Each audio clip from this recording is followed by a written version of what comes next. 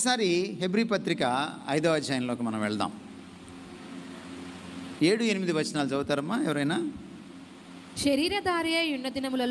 శరీరధారిగా ఉన్న దినములలో మహారోదనముతోను కన్నీళ్లతోను తన్ను మరణము నుండి రక్షింపగలవానికి ప్రార్థనలను యాచనలను సమర్పించి భయభక్తులు కలిగి ఉన్నందున ఆయన అంగీకరింపబడెను. ఆయన ప్రార్థనలో ఆ ప్రార్థన తీరు మీకేం అర్థమైంది? యాచన అంటే తెలుసా? యాచన అంటే ఏమిటి? అడగడం కాదమ్మా, అడుక్కోవడం.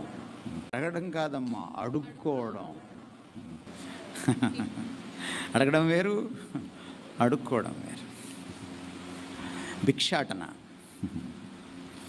భిక్షమెత్తుకోవడం.